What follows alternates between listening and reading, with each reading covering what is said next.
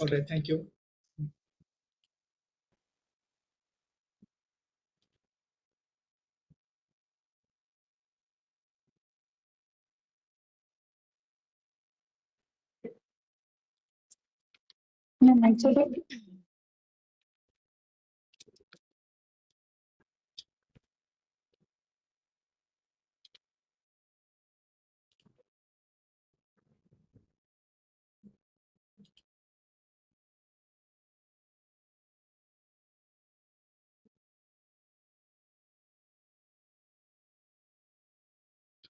We're just waiting for a few more people to join in. We'll start soon.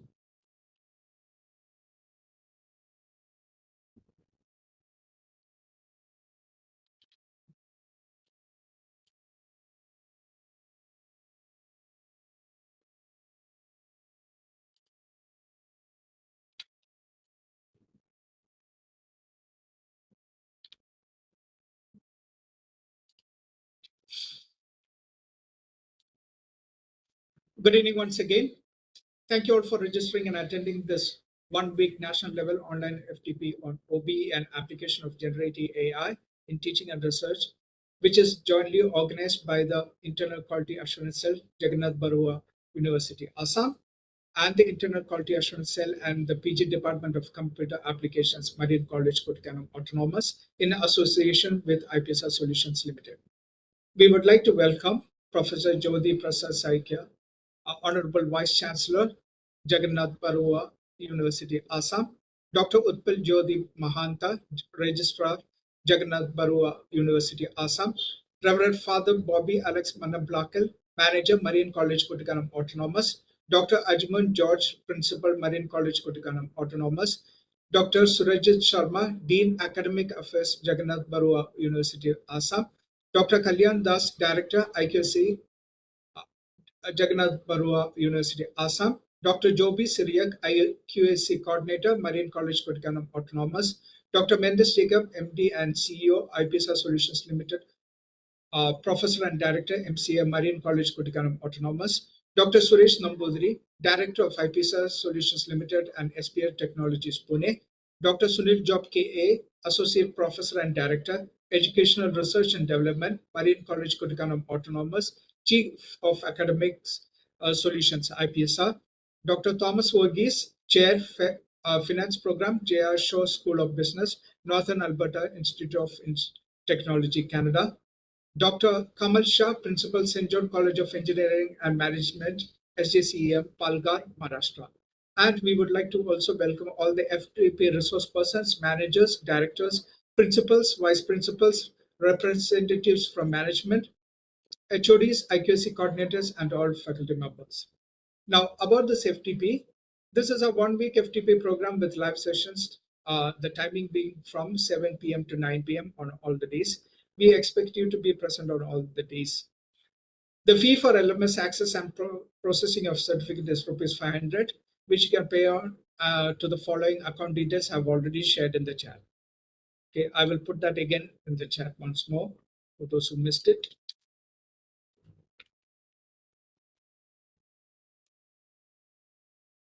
All the participants who have made the payment will receive the LMS access, the video recordings for all the days, and the provision to download your FTP completion certificate. The procedure for receiving the certificate will be informed to you towards the end of the FTP. If you are unable to attend any of the live sessions, the recording will be available in the LMS. We have shared the LMS access details through email to those who have shared the payment proof through WhatsApp till yesterday. Those who have shared the payment details today will receive the LMS access details mailed later in the day or later in the evening or by tomorrow. If you have trouble in attending the WebEx online session, you can also join through the YouTube live link, which I've put in the chat. I will share that once again in the chat.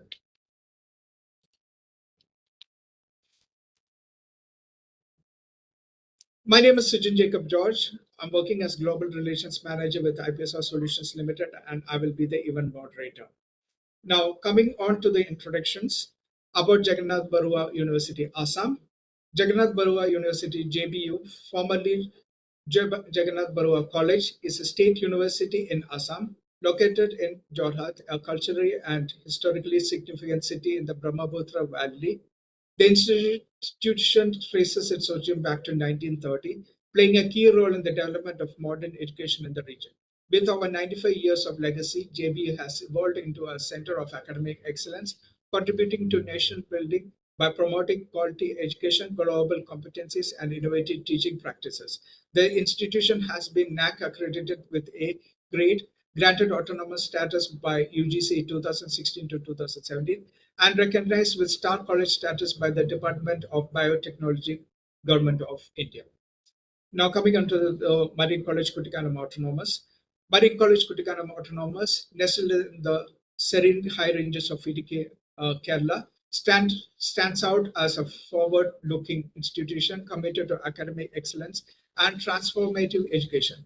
Established in 1995 and affiliated with Mahatma Gandhi University, the college is managed by the Diocese of Kanjirapalli and has consistently upheld a tradition of value-based learning blended with innovation. Since attaining autonomous status in 2016, Marian has been a pioneer in implementing outcome-based education, designing its curriculum to ensure that students achieve clearly defined learning outcomes aligned with global standards and industry needs.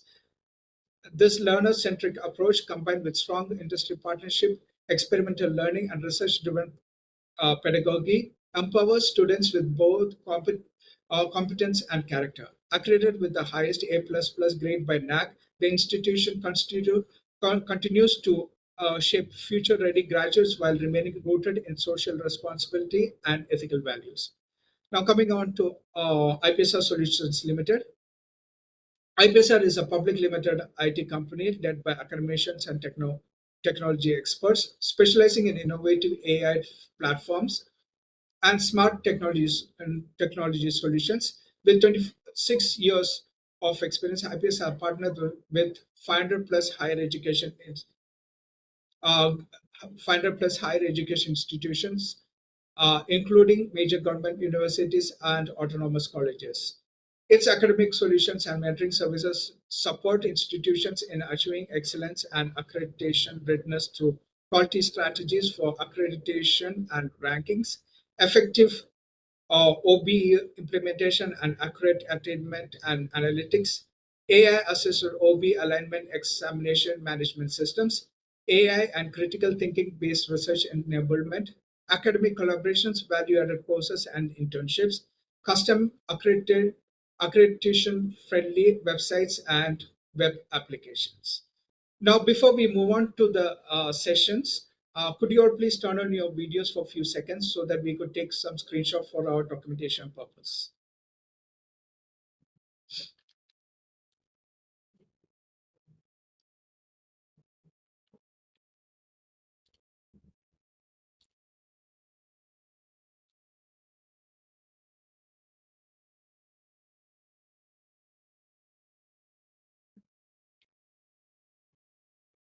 Yes, please turn on your videos for a few seconds, if possible, so that we can take some screenshot for our documentation purpose.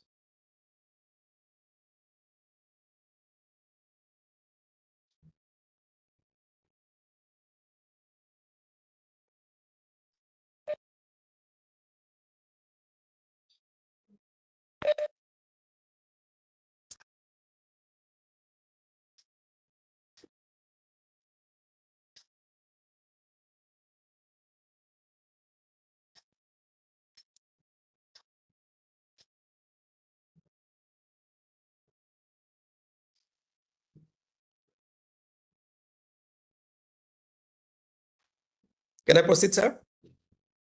Yeah, I will introduce. 1 second. I'm just waiting for the videos to be on. Thank you, sir. Yeah, now we can turn off your videos. Now we will move on to the first session. That is going to be the welcome speech by Dr. Kalyan Das. He's the Director, IQSC, Jagannath Barooah University, Assam.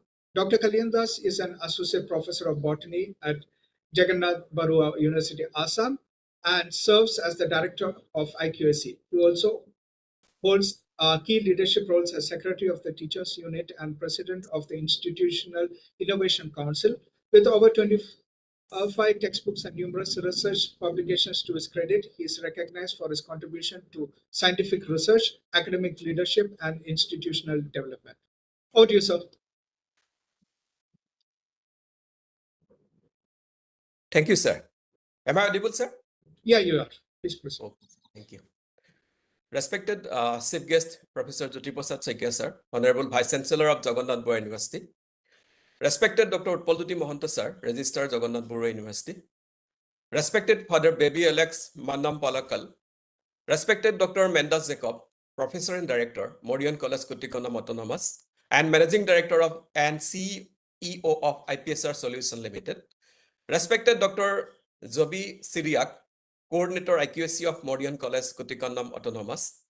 Our distinguished moderator, Mr. Jacob George, esteemed faculty members, resource persons, and participants joining from different parts of the country. A very warm and good evening to everyone present here. On behalf of the IQAC, Jagannath Barooah University, it is my immense pleasure and privilege to extend a heartfelt welcome to all the dignitaries, resource persons, and participants of this one-week national level faculty development program on outcome-based education and application of generative AI in teaching and research. We feel truly honored to organize this important academic program in association with the IQAC and the PG Department of Computer Application of Marian College, Kuttikkanam Autonomousand, and with the valuable technical collaboration of IPSR Solution Limited. Their support, expertise, and commitment to academic excellence have made this initiative possible, and we express our sincere gratitude to them. Distinguished participants, higher education today is undergoing a remarkable transformation. The traditional focus on what teachers teach is gradually shifting towards what students actually learn and achieve. In this context, outcome-based education has emerged a powerful approach to make education more meaningful, measurable, and learner-centric. The National Education Policy 2020 envisions a holistic and multidisciplinary education system where learning outcomes, skill development, and critical thinking are at the core of teaching and learning processes.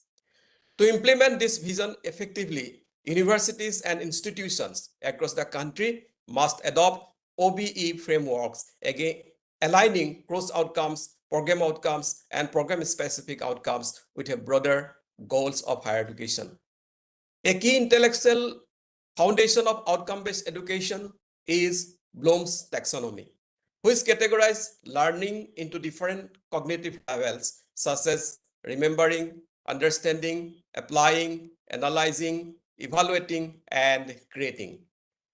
This framework helps teachers design effective curricula, meaningful assessment, and engaging learning experiences.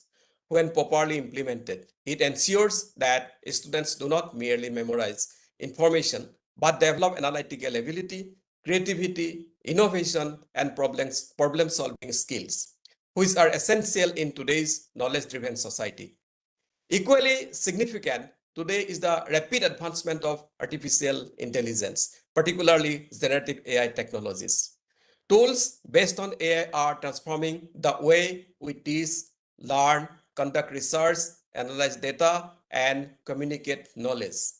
When used responsibly and intelligently, generative AI can support educators, content creation, data analysis, research writing, and innovative pedagogy.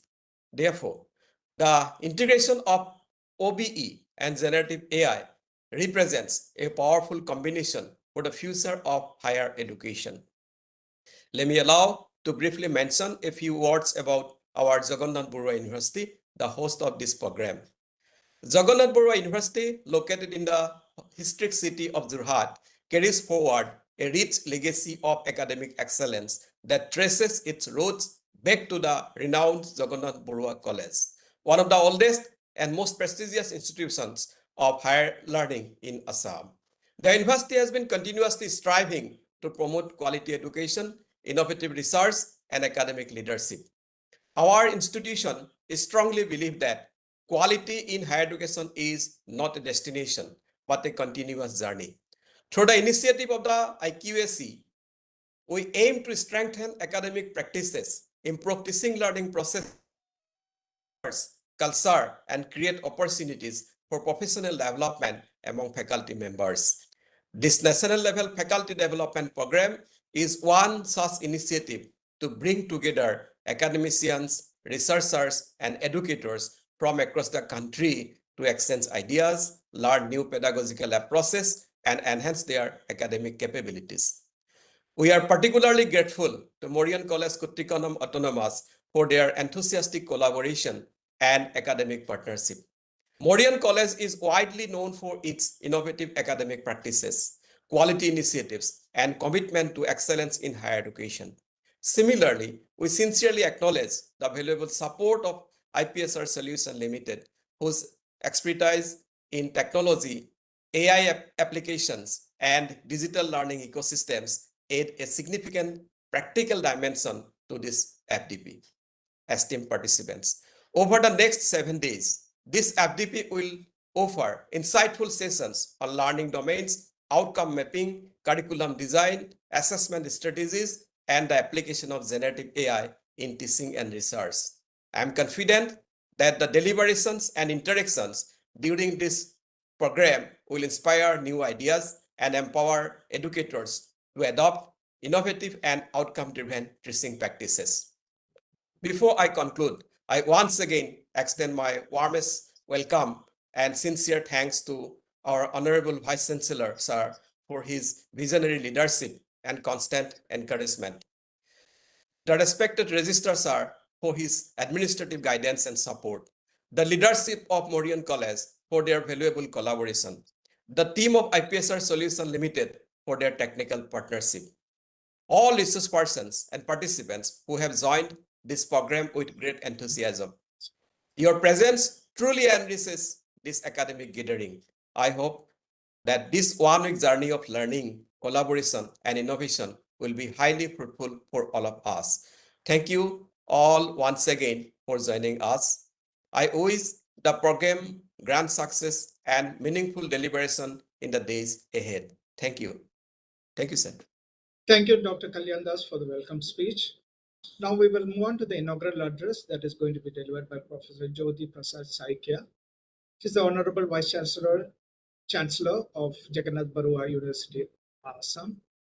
Professor Jyoti Prasad Saikia is the Vice Chancellor of Jagannath Barooah University, Assam, and founder, Vice Chancellor of Birangana Sadish Adani's Rajit Vishwavidyalaya. A prolific bilingual writer, he has made significant contributions to Assamese literature with an extensive body of work including short stories, novels, poems, plays, lyrics, and television scripts. He is also an accomplished researcher and academic with over 100 research papers and 60 books in areas such as sociology and gender studies, having held several key leadership roles at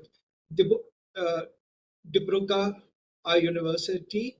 He is widely recognized for his contributions to literature, research, and higher education in Northeast India. Over to you, sir.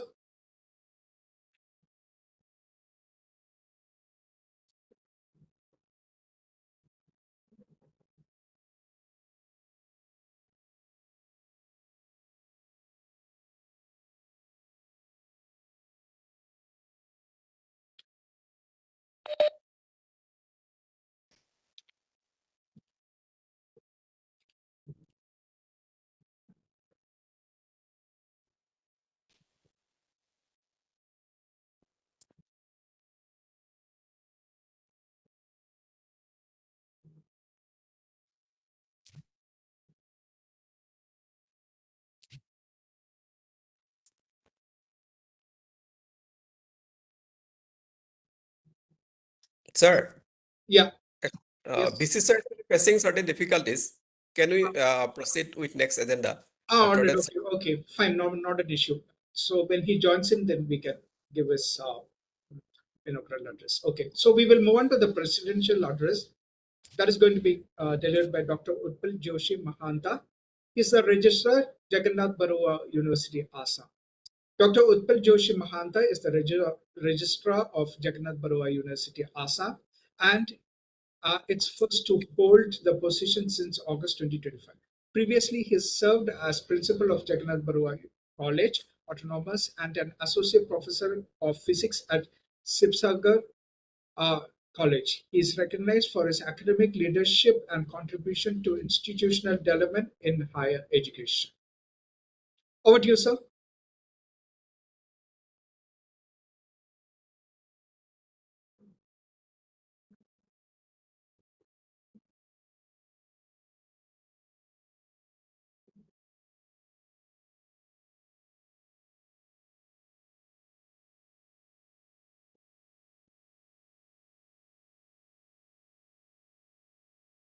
Excuse me, sir, your mic is mute.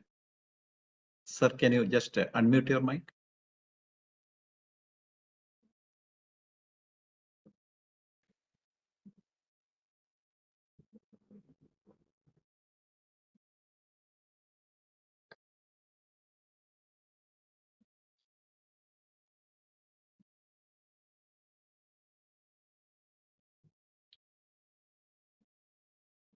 Am I audible? Am I audible?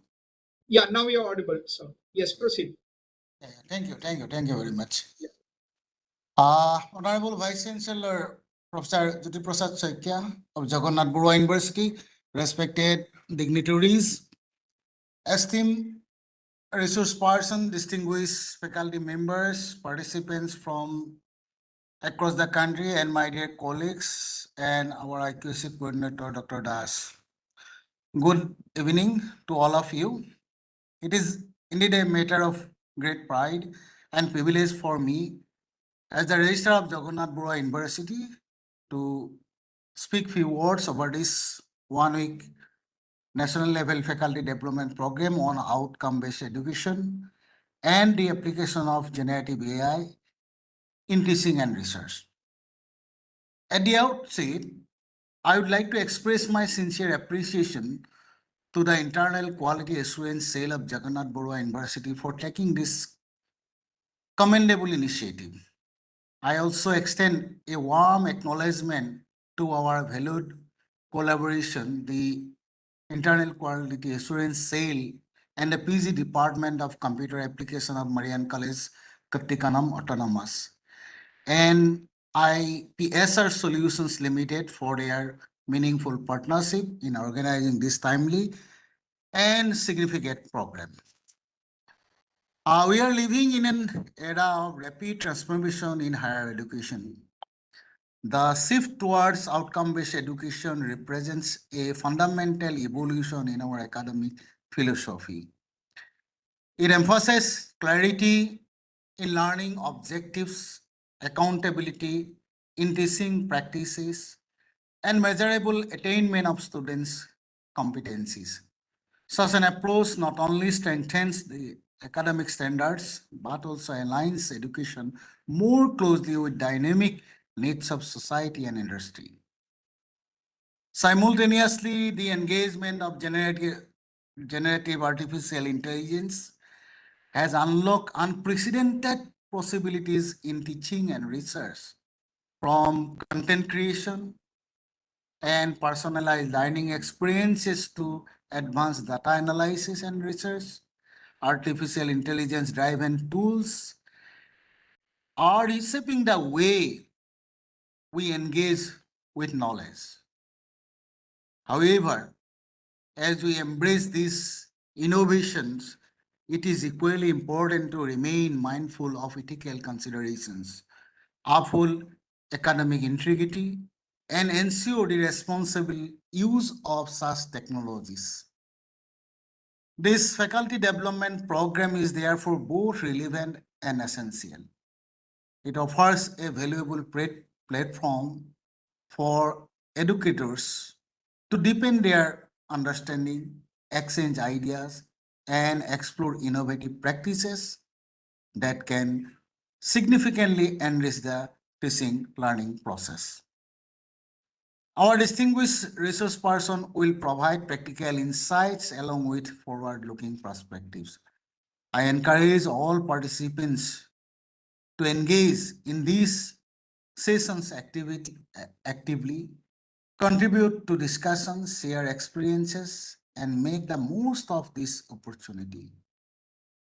The true success of such program lies in how effectively its learnings are translated into practice with our classrooms and research endeavors. Before I conclude, I would like to congratulate the organizing team of all partner institutions for their dedications, coordinations, and meticulous planning in bringing this program to completion.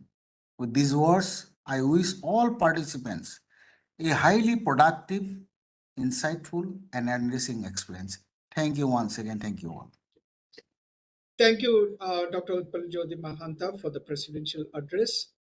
Now we will move on to the manager's address, which is going to be delivered by Very Reverend Father Boby Alex Mannamplackal, Manager, Marian College, Kuttikkanam Autonomous. Very Reverend Father Boby Alex Mannamplackal is a distinguished leader. He's a scholar and educator with international academic exposure from prestigious universities in the USA. He holds a postgraduate degree in mass communication and journalism from the University of Louisiana Monroe, ULM, and completed advanced studies in educational leadership at Louisiana State University, LSU, Baton Rouge, earning the esteemed Fulbright Hayes Scholar Award. Reverend Father Boby Mannamplackal is the Vicar General of Kanchanapalli Diocese and the former Chief Editor of Deepika, the first newspaper in Malayalam. He is the manager of Marian College, Kuttikkanam Autonomous, and Amal Jyoti College of Engineering Autonomous, Kanchanapalli. Over to you, Father. Good evening, everyone. Can you hear me? Yes, audible. Okay, that's good. I am really delighted to be here, more especially addressing the Honourable Vice Chancellor of and Registrar of JBU Assam and representing Marian College Kuttikkanam Autonomous. It is a pleasure for me to be with you and share the pride that, the people here, especially Dr. Mendus Jacob, our Honourable Principal, and the IQSC Coordinator, Dr. Joby Siriak, and all put up a team which has been giving leadership in training for outcome-based education for a long time now. And also with the arrival of artificial intelligence and generative AI, more especially, the application side of AI has been spearheaded by our team, especially the Masters in Computer Application Program faculty. Therefore, they have been spreading this training program and the technology-wise different applications and is training within and outside of the state, all over the country. And therefore, it is really an honor for me to share their presence and also the expertise with all of you. And just one request, as the Honourable Registrar has already told you, make good use of this training program, which will be spreading out several days. If you pay good attention, you will take good fruit out of it. And more especially when artificial intelligence has been permeating different teaching and research strategies all across different disciplines, not just computer science or any science subjects, even social sciences, even history, even for language studies, and even writing, and even for script writing. People are nowadays using artificial intelligence. And therefore, we cannot just ignore it as something else, for the new gen stuff. But even for the so-called old generation people who may be sitting among us, including myself, it is very important to navigate through the different options of artificial intelligence so that we stay relevant in the modern world. And even for examination, research, and also even for writing, we need the help of artificial intelligence. And in the context of outcome-based education, which is even more important in the context of National Education Policy 2020. Let us all make use of that.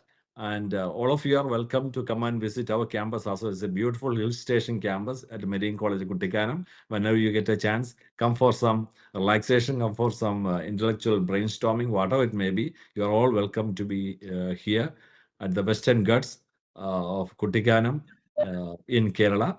I wish you all the very best. Thank you all and congratulations. Thank you. Thank you for your invitation. Thank you. Thank you. Thank you. Thank you. Thank you, very, Father, for the manager's address. Thank you very much, very Reverend Father Boby Alex Mannamplackal.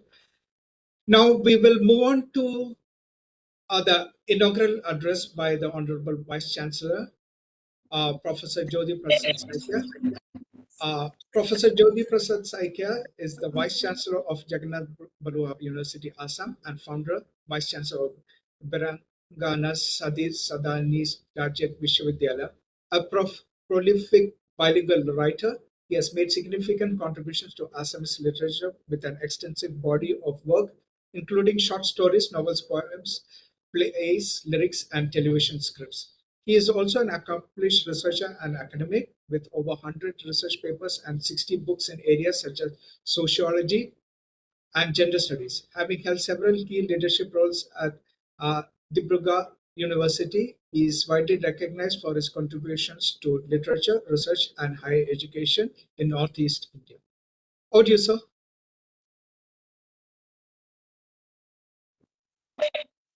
Namaskar. Yes, sir, you're audible. Please proceed. Okay, ladies and gentlemen. First of all, I offer my heartfelt gratitude to you all, especially that organizer who organized this kind of workshop on a very special and very important topic, on a relevant topic, outcome-based educations and applications of generative AI in teaching and research. Ladies and gentlemen, we all know that after implementations of NEP 2020, the educational landscape has shifted from a focus on the teaching inputs to a focus on learning outcomes. And OBE fits well within the modern trends of internationalizations in educations, where students are expected to acquire global the competencies and demonstrate proficiency in cross-cultural contexts. So dear friend, learning outcomes should be clearly defined, measurable and achievable. And these outcomes represents the skills, knowledge, and attitudes students are expected to develop by the end of a course of programs. Therefore, friends, teachers in higher learning institutions, especially universities and colleges, must be conscious about the shift of pedagogy. Though we are discussing about the OBE, however, it is not new. You all know in the 1980, William Spady, an educational theorist, formally coined the term outcome-based educations. And he defined it as an educational system that starts with a clear outcomes and works backward to design the curriculum, teaching method, and assessment. So the curriculum, teaching method, and assessment must be aligned with the defined outcomes. And these alignments, I think, that ensures consistency and coherence in the teaching and learning experience. I'm not in position to discuss more in detail right now, but I personally believe the focus on outcomes helps students to see the relevance of what they are learning and to develop the skills and knowledge they need to be successful in their future career. So in OBE, the teacher stopped being a syllabus completer, quote unquote. I'm saying it is called the syllabus completer, quote unquote, and becomes a designer, course, and assessors of the learning outcomes. In OBE, we should know that teachers is like a, that course of a football team. The old course, I taught you how to kick, and OB course, you will score from 20 yards in the maths conditions. I will drill and video review and redrill till you can. So we first of all, that all the participants in this workshop, I sincerely believe that they will try to go to the proper understanding, proper meaning of the outcome-based educations. Because not only for the sake of seminar or the workshop, if we participate only for the sake the ritual, then it will be not that fruitful. So definitely we have to discuss about first initially that what is outcome-based educations, because we should know that outcome-based education, it is a method of education where the results or the outcomes of the learning process what the students are expected to know, do, and value upon completions of their studies that is considered as the main aim of the educational process. So rather than focusing on what teachers teach, OBE focuses on what students know and their ability to apply their knowledge in real life settings. At the that culminations of the learning process, every learner must have reached the target. So it is students centered the learning approach, and it establishes clear and very measurable learning outcomes in each course or programs. As based on these outcomes, all teaching strategies, learning activities, and assessments are then the trail to assist the students to attain these outcomes. So OBE encourages the ongoing enhancements, since through assessments, feedback is utilized to enhance teaching methods and curriculum development, and education systems. The world over have embraced outcome-based practices at various levels. So, ladies and gentlemen and participants, I am requesting you all to know first the basic understanding of the outcome-based educations. But at the same time, you should know, it's that features of the outcome-based educations. The characteristics of the outcome-based educations illustrate learning outcomes and that are attained at the end of each lessons. It is more concerned with what students are supposed to know, can do, and display at the completions of their learning, and not simply what they get taught. These characteristics, the outcome-based educations are very, very significant and important, and we are to discuss in details in technical sessions of this workshop. Especially, I think that we have to discuss about the flexible curriculum, because the such flexible flexibility gives teachers an opportunity to select the most effective teaching methods, learning in talks and assessments materials that will best assist students in attaining those results. And at the same time, we have to focus or emphasis on the real world skills. That is most important, because OBE is aimed at training skills and competencies which can be implemented in the real life situations by students. Instead of the rote learning, the students learn to apply knowledge in solving problems, critical thinkings, communications, and the group working. So the end goal is to equip the learners to handle the real world challenges in their careers and the communities, and make education count outside of the classroom. And at the same time, we have to think that it is a student centered, as I have already mentioned, that one of the largest change is the fact that OBE puts the learners at the centers of the learning method, because students, they have to see that, or they take active part in their the learning process, and not that merely receive of the informations. That is why NEP, you see, focusing or highlighting on experiment learning. So they are motivated to assume responsibility for their improvements, practice self-evaluations, as well as that acquire autonomous learning capabilities. So educators become facilitators and mentors who guide, support, and provide opportunity to students in order to attain, you see, the desired results. And then you see that we have to see that, you know, think for, you see, the continuous improvements, because you know, this, you know, that OBE, it is, you know, that premise on the concept of the continuing improvement of teaching and learning, because students assessments and the performance evaluations are used as a source to you know, that identify improvement areas. So curricula, teaching methods and outcome achievements are routinely checked by institutions to make sure that they are effective and relevant. And this continuous process makes education dynamic and responsive to the changing needs and the standards. And then is the accountability. That is very, very significant, very, very important, and very, very relevant.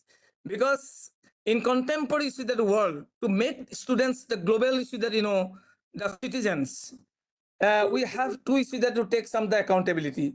We have to see that, you know, you have to take, see that, you know, the responsibility, because in OBE, all the stakeholders in the learning process, you know, they have a responsibility of making the desired results the reality, because students have a role in demonstrating their, see that, learning. Next, you see that assessment driven. So evaluation, that is a key factor in the OBE. We all know those who are closely or directly associated with the evaluations process of the higher learning institutions, especially see that, you know, those who are directly involved in the assessment, they know that evaluation, that is a very key factor in the OBE, and it is directly correlated with the learning outcomes, and it is oriented on assessing the ability of the students to exhibit the required knowledge, skills, and is that, you know, attitude.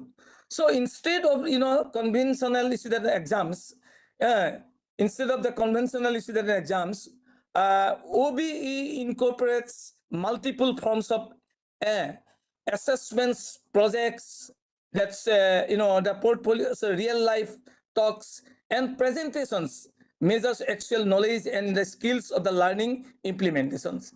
So these are considered very, very important, and this character we should discuss in details in the workshops. And then you see, at the same time, you see that we have to see that, you know, think about the benefits.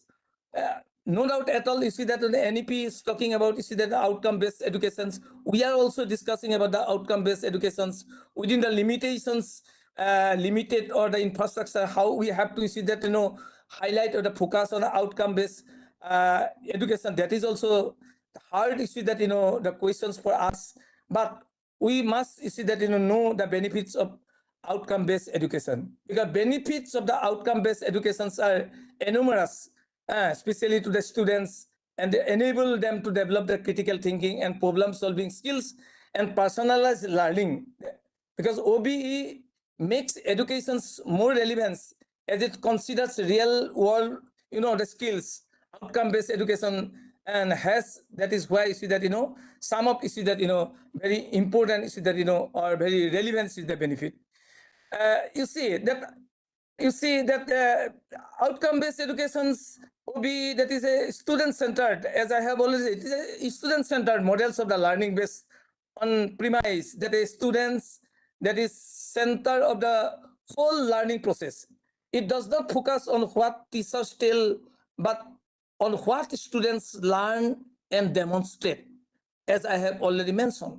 This method stimulates the students to be more active in the process of studying, which fosters independent thinking, self-evaluations, and responsibility in learning.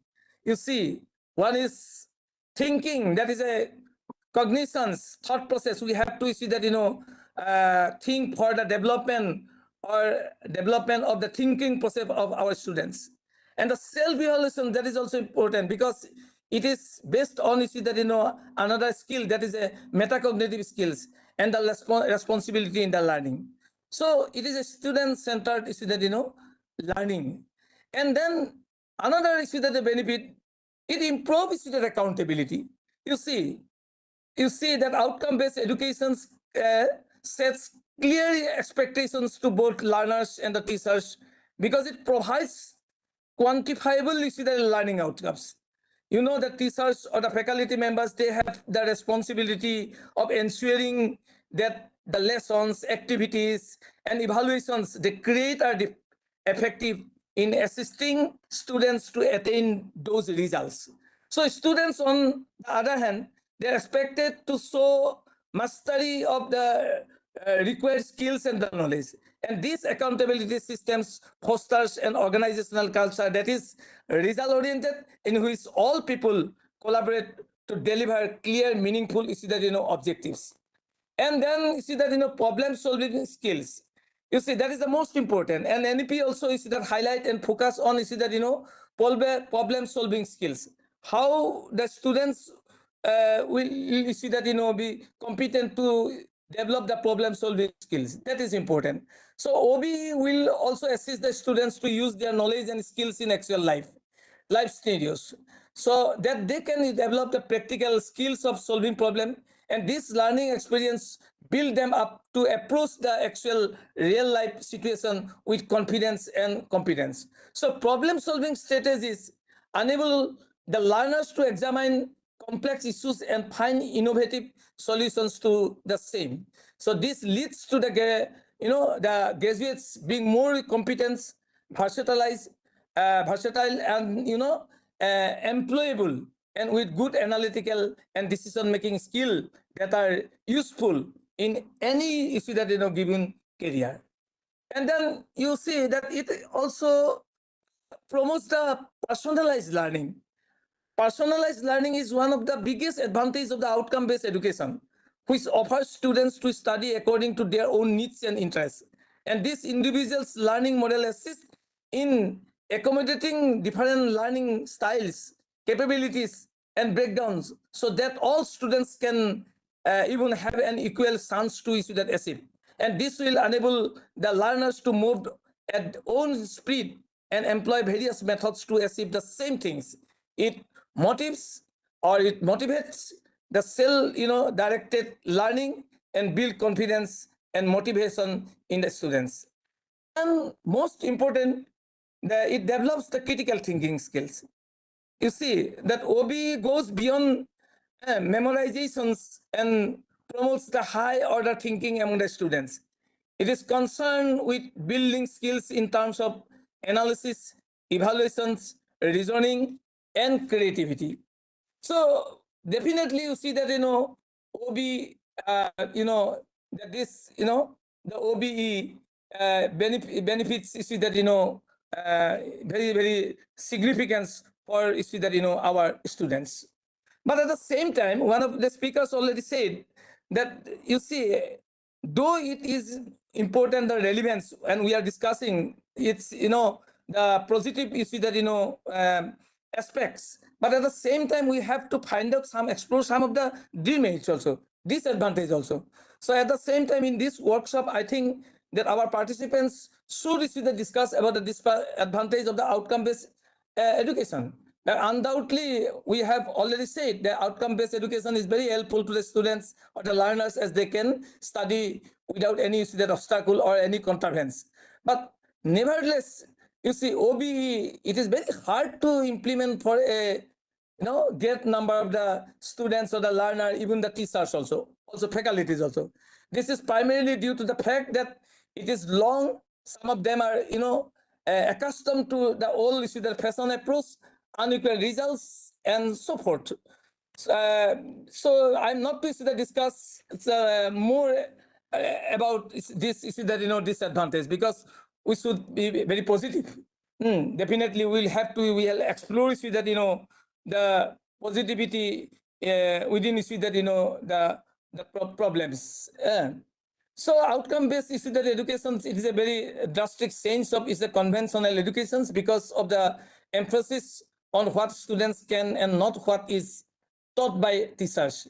I believe that it focuses on the student-centered learning, continuous improvements, and measurable is the result, which makes education more relevant, practical, and in line with needs of the real real the world. So despite the difficulties of the OBE, as I have already said, the OBE poses in terms of refusing to change and extra that workload, its advantages, including encouragements of the critical thinking, problem solving, and personalized the learning, make it a very effective strategy in contemporary educational process. Altogether, I think that OBE, a more efficient, responsible, and comprehensive educational process in learners. On the other hand, you see, we are here to talk about, have to discuss about generative artificial intelligence. Already, one of my friends, he has already said, he talk about AI. But generative artificial intelligence, there is a subset of AI that utilizes the machine learning models to create the new original context, such as image, text, even is the music. The based on the patterns and the structures learner from existing data. A prominent model type used by generative AI, that is AI is the everybody the large language model, that is called LLM. It is called large language model, and LLM, like the ChatGPT, is very common, it's very familiar for us. That is a type of the generative AI systems, and that can produce natural language text based on a given input. Hence, I'm not a right person to tell more on generative AI and its applications in teaching and research. But I know that this technology has immense potentials in the field of education.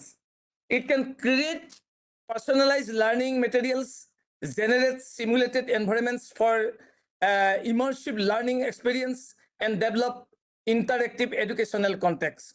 So I feel that generative AI can provide real-time tutoring and guidance, offering students additional support during study sessions. Additionally, I know that AI can play a very crucial role in research and writing assistance, aiding students in crafting research proposals, analyzing data, and simulating research scenarios. Even it generates, that customized, the learning the materials. So I am not already said that in position to discuss more in details right now. But I personally, again, I say that you see that better we should very sincerely discuss about that outcome-based educations and applications of the generative AI in teaching and the research, because right now you see that we have to face the many more the challenges coming because of that implementations of NEP. So we must that be fit to that provide our helping hand to our students to make that to make that global citizens as a whole. So thank you. I am not to take much time. So I declared that this workshop is inaugurated. I formally declared, and I again that express my that gratitude and heartfelt gratitude from inmost corner of the heart that Jagannath Barooah University and that organizing that this kind of that workshops for the better benefit of our faculty. Thank you to all. Thank you, Honourable Vice Chancellor, for the inaugural address. Now we will move on next to the vote of thanks. Before vote of thanks, I would like to tell you that we will be having a FDP session on learning domains, which is going to be taken by Dr. Mendus Jacob. And also please note that even though we are holding this FDP program as a live session, please note that we have almost 60 to 70% learning content on the LMS. Okay, so make sure you have access to the LMS so that you can learn through the content there in the LMS. Okay, so now we will move on to the vote of thanks. Please note that we have a FDP session after the vote of thanks. Now we will move on to the vote of thanks that is going to be delivered by Dr. Joby Siriak. Dr. Joby Siriak, who is the Vice Principal and IQSC Coordinator, Marian College, Kuttikkanam Autonomous. Now, Dr. Joby Siriak, with 25 plus years of experience in teaching, He has conducted training programs and workshops in India and abroad. He specializes in organizational development and holistic education, applying the European Pedagogical Model Theme-Centered Interaction, TCI. Currently, he is the Vice Principal and IQSC Coordinator of Marian College, Kuttikkanam Autonomousand. Over to you, sir. Thank you, Srijan. I hope I am audible. Yes, you're audible. Please proceed. Respected dignitaries, the resource persons, and also the friends who have joined us from across the country. As we come to the close of this inaugural session, let me take a moment to simply pause and to say a heartfelt thank you. I'm really happy and I truly feel honored about this opportunity to hold hands with for coming together and joining hands with an institution of repute like Jagannath Barooah University. I'm especially happy because we have come together for a great cause. We are here to learn together, to learn and to implement outcome-based education in our educational processes. We tried as an autonomous college. In Marian College, we tried to implement it from the year we received autonomy. And we found that it is not a very easy process. It is a really challenging process to shift from the traditional mode of teaching to outcome-based education. The way we think, the way we approach a lesson, the way we approach the classroom processes change. The way we interact with our students change. The way we visualize the assessments also change. I think the Honourable Vice Chancellor and also Dr. Utpal Jyoti rightly mentioned about this during their speeches. Let me, I would like to just share one moment in my experience of implementing OBE in my college, my institution, Marian College. We have postgraduate programs, and I remember a student who came to me at the end of the first month after joining the college for the postgraduate studies. At the end of the first month, he came to me at to the department, and then he had a very personal kind of conversation with me. He was asking, "Sir, why is it that the teachers here are not teaching?" So I was actually amused by the question.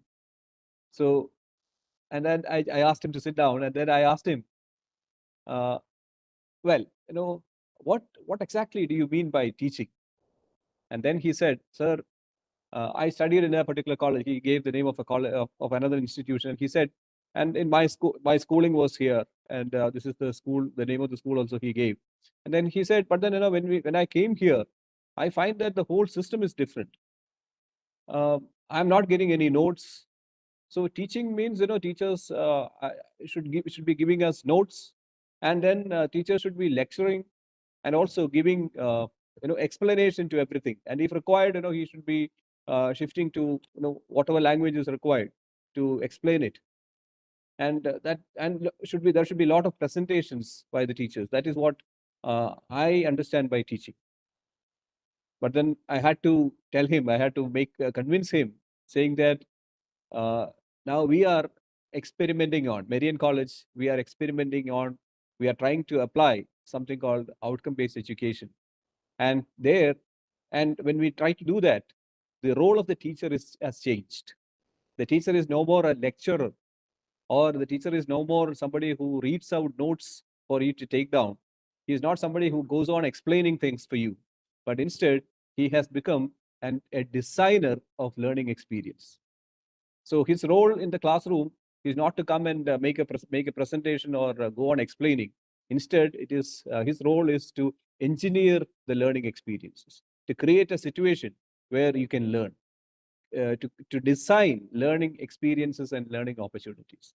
Well, I don't think at that point he understood, but then I am very happy to tell you that at the end of the first semester, he came back to me. Now there was a YOC, and during that time he came to, he was there. After the YOC, he sat back for some time and then he said, "Sir, now I understand what you meant when we had that interaction.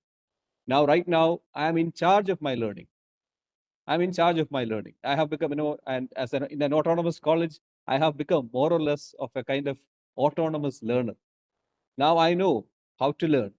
I know to choose what to learn. And I know the process of planning my learning. I'm in charge of my learning, and I want to give you a big thank you."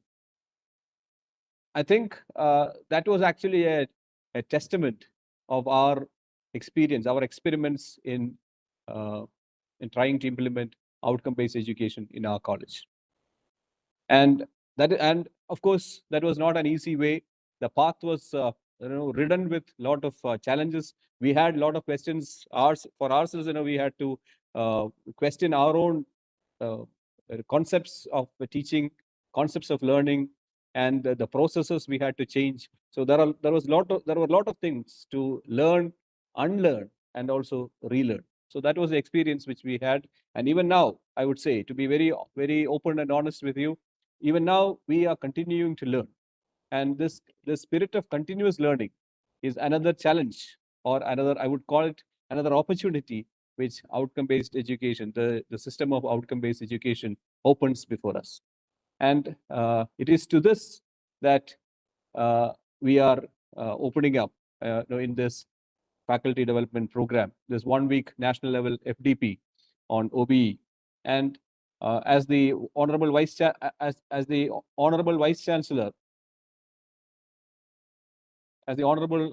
rightly said, this OBE comes with it the AI, and we need to leverage the use of AI for enhancing the effectiveness of outcome-based education in this AI, in this era of intelligence. So that is that is the context in which we are. That is the possibility in which we are, and let us join hands together to learn together and to grow together, so that the students who come before us benefit through the teaching learning process, to the educational process. So let me thank all the dignitaries who graced this occasion. The Honourable Vice Chancellor, Professor Jyoti Prasad Saikia, who inaugurated this faculty development program.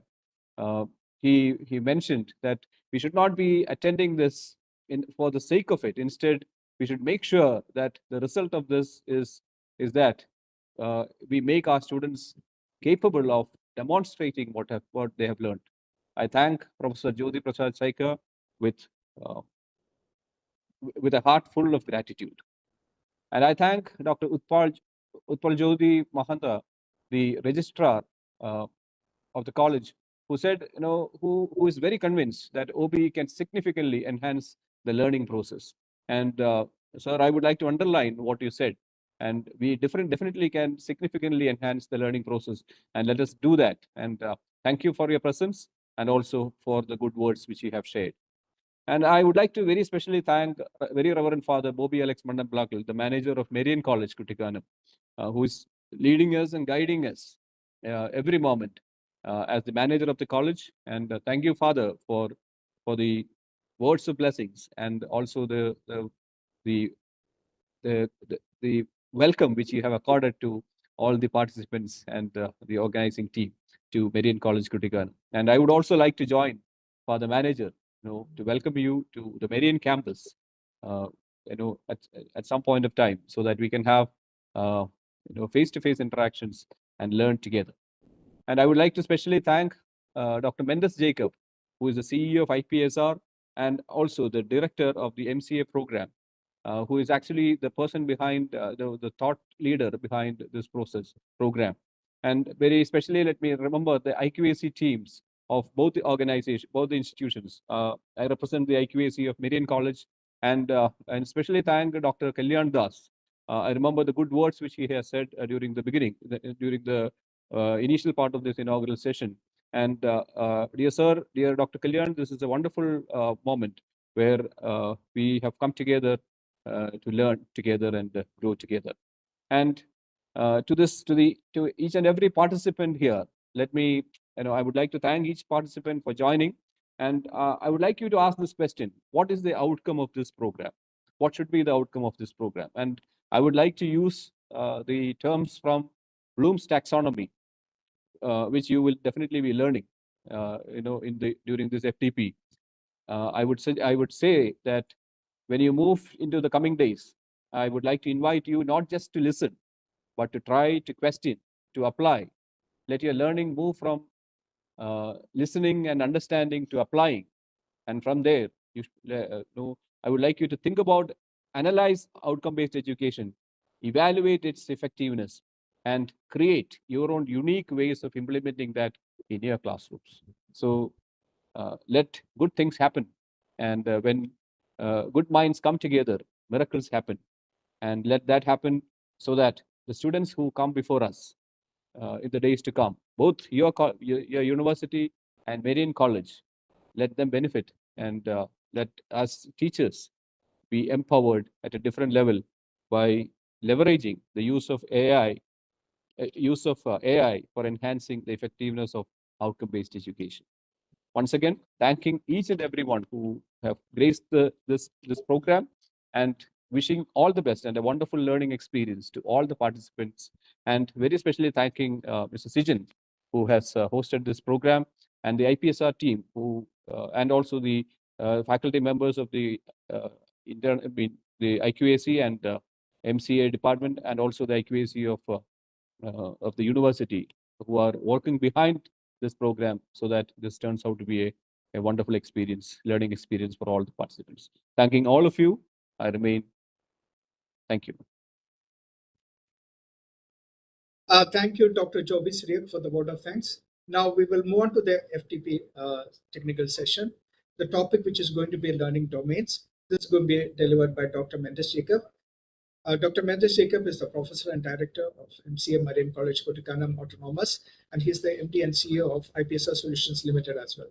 Dr. Mendus Jacob is an academician and an entrepreneur with 35 plus years of experience, and is the former Director of School of Applicable Mathematics, MT University.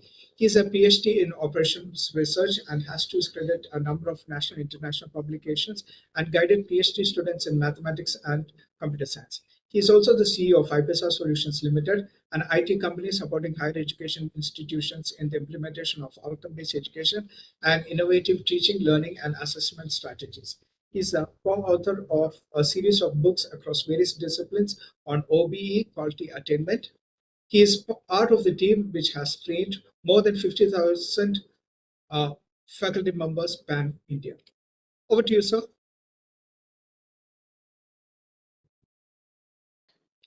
Thank you, Sijan. Hope I am audible. Yes, sir. You are. Yes, thank you. So, Honourable Vice Chancellor of JB University, respected Registrar, IPC Director, Reverend Prof. Boby Mannamplackal, the Manager, Dr. Joby Siriak, the IQC Coordinator of Marian College, Kuttikkanam, all my respected faculty colleagues from all over India. Good evening and welcome to this first section of this 7-day FDP program. Today we will be discussing on the learning domains, otherwise we call it Bloom's taxonomy. We are not discussing the theoretical aspects because I hope all the faculty members might have attended many sessions on Bloom's taxonomy or learning levels. So we'll discuss on the practical aspects of it, the insights of learning levels, so that we can implement outcome-based education the proper way. I will have some tasks and assignments. Maybe you can do all these things offline, because we have 2 hours online sessions every day, and the rest of the time you can have the remaining content of this FDP program. Then we have tasks and assignments, so that you will be thorough with the outcome-based education, that concepts, once you can complete the OB, the FDP. So we'll start with Bloom's taxonomy, as I mentioned earlier. I'm sharing my screen.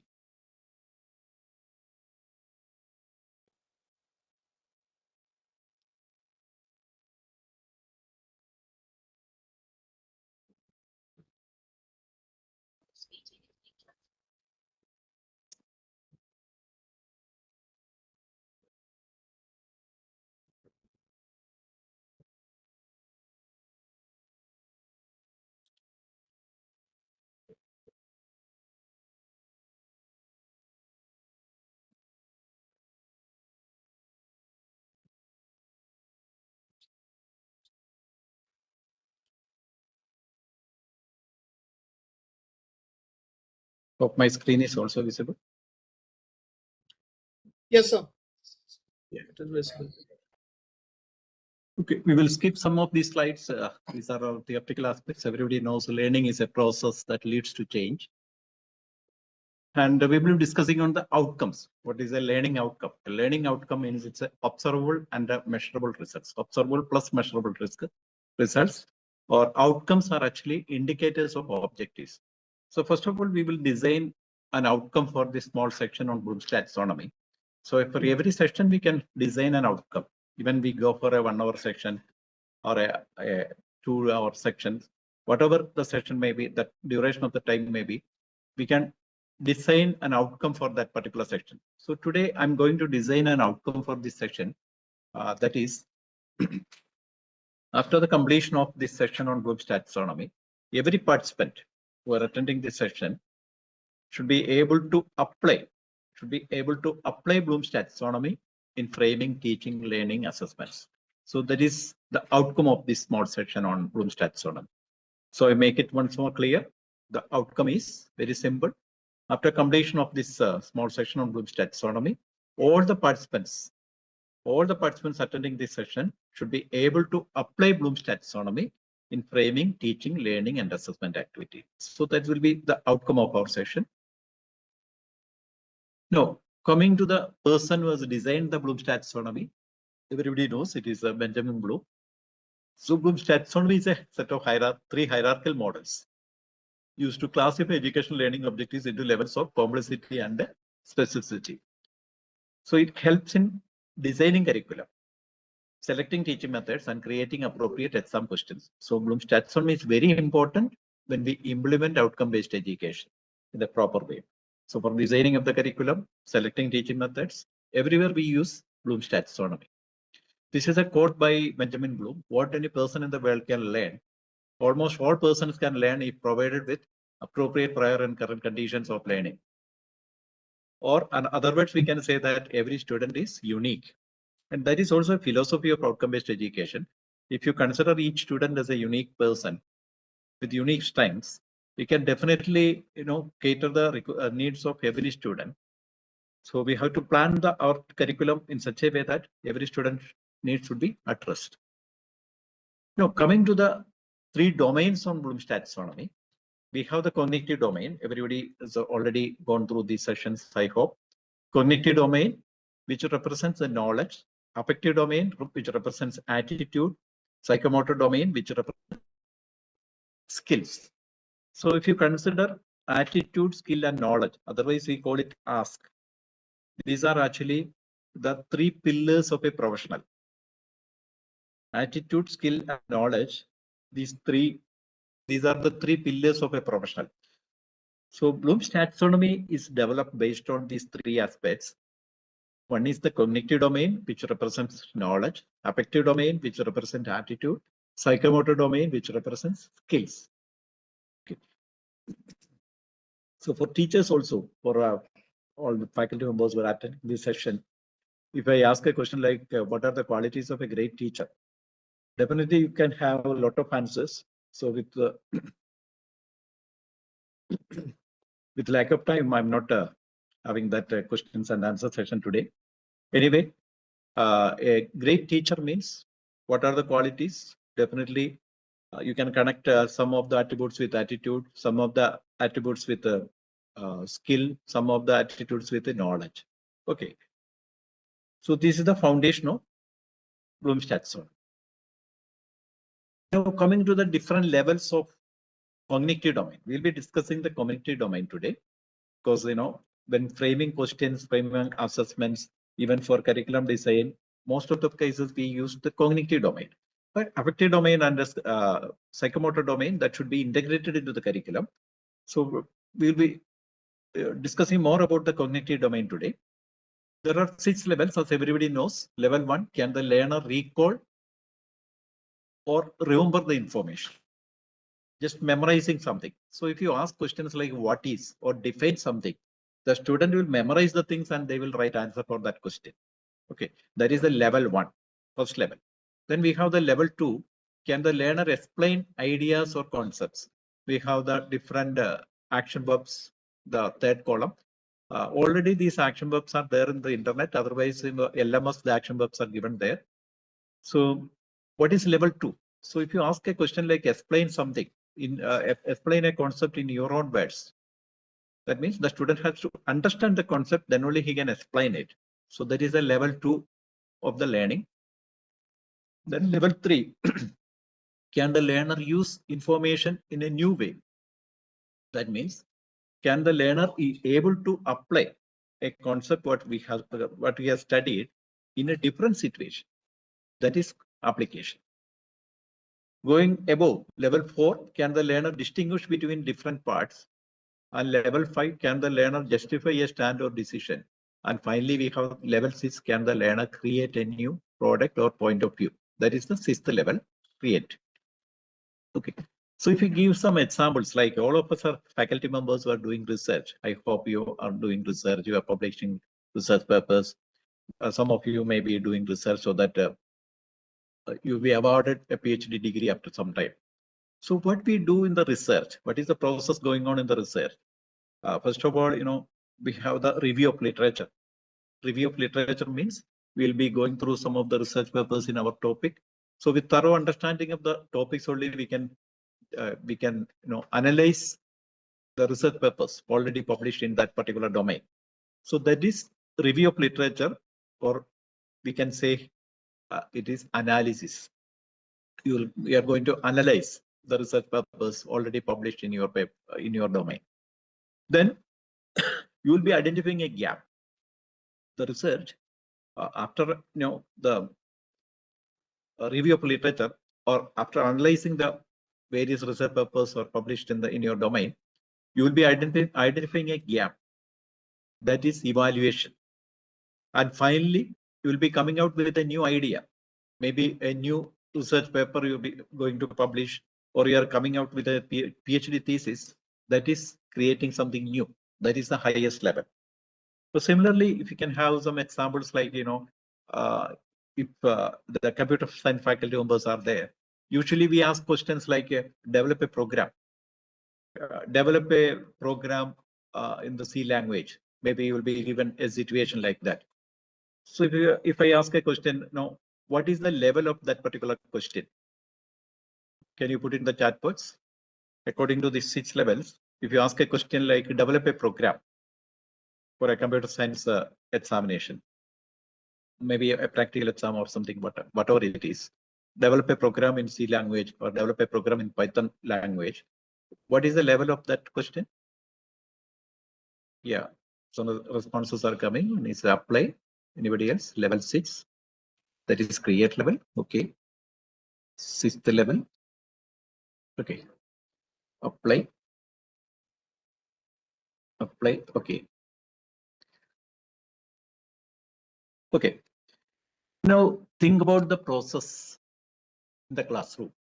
So if you're teaching computer science or a programming language, what are the teaching learning activities happening in the class? You will be teaching the programming language. Maybe you will be asking the students to do some programs in the class itself. You will be demonstrating some programs there, and maybe asking the students to do some programs there, explaining the logic, of course, all these things in the classroom. Then in some cases, the same program we have done in the classroom, again, you will be asking for the examination. That is one possibility. Otherwise, you will be asking a different program, but almost similar to what you have discussed in the class. Okay. So if you ask a faculty member, a computer science faculty member, what is the level of this question? Most of them, they will say that it is a create level. The reason is, it starts with the action verb develop that belongs to the create level. So develop a program, start with the action verb, it's a create level action verb. So that doesn't mean that it is a create level question, because you just check the cognitive challenge of the student in answering that question. That is very important, rather than just looking at the action verb. So develop a program, it can be maximum understanding level. It's not even apply level, because the student is not, applying a concept in a different situation there. Almost what all things he has studied in the classroom, the same thing he will be replicating at some point, or maybe different values you will be trying there. There's a different variable or something like that. And if you look at the IT companies, how they are recruiting candidates nowadays, the most of the top IT companies, if they recruit a software engineer, usually they give tasks like this. One of the tasks is code optimization. So the program will be written by an expert, maybe 2,000 or 3,000 lines of code will be there. And they ask the candidate to optimize the code. That means the candidate has to reduce the number of lines. Can you guess what is the level of this task, code optimization? What is the level of this task according to Bloom's taxonomy? Level 1, 2, 3, 4, 5, 6. Which one? Can put in the chat box. The question is code optimization. A given set of code, asking the student to optimize that code. Level 6, level 4. Level 4 is analyze. Level 6 is create. Okay. Level 4, yeah. Yes, it is, analyzing the code, then only he can optimize it. Even it can go up to evaluate level. He has to evaluate also. Okay, in some cases. So this is one of the tasks provided by the IT companies. And another task is debugging. If the candidate is, attending an interview for a software engineer post, another task may be the debugging of the code. That means the candidate will be given a set of code, lines of code, and there will be bugs in between. So the candidate has to identify the bug and correct the code. What is the level of this task? L3 application. Any other suggestions?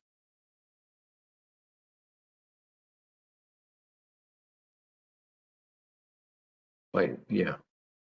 It can go up to level 5.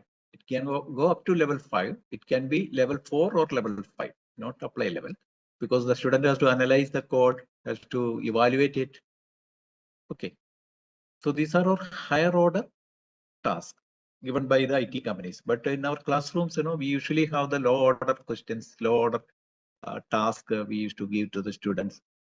That means, the student may not be employable. So if you implement outcome-based education in the proper way, we can bring our students to the next level. Okay. Nowadays, everybody is using AI, and you might have heard of a lot of layoffs in IT companies, especially with the emergence of artificial intelligence. So in future, if our students was to get a job, it's very difficult. It's not an easy task. Nowadays, the companies, mainly the IT companies, they are the biggest recruiters in India. They are recruiting students from the second level onwards. That means understanding level. But in future, you can expect that the companies, they will recruit from level 3 or level 4 onwards. That means at least a student is able to analyze something or evaluate something or create something, then only he'll get a job. So that is it. Anyway, a threat to the job market, but the solution is only the proper implementation of outcome-based education. We can bring every student to the next level. Again, if you check another example, that is the duty of a judge, what the judges in the court, the High Court or the Supreme Court, what they are doing. They are making judgments. How to make a judgment? They are studying the case maybe months or years. With thorough knowledge of the legal system only, they can study the cases. That means they have to analyze the case, and finally they will make the judgment. That is actually evaluation. So with thorough knowledge, then only you can analyze the situation. Thorough knowledge of the domain or the subject, then only you can analyze something. And if you want to make a judgment, then you should have a thorough knowledge about the particular topic or particular subject. So this is about Bloom's taxonomy. The insights very important. You don't look at the action verb alone. How the student is going to answer the question. What is the cognitive challenge of the student in answering that question? So that is very important. Now we will discuss some questions. I will also share a Padlet link so that you can submit some questions of your topic, your subject in the Padlet. I will explain how you can do it. This is the Padlet link. Okay. Just share that one.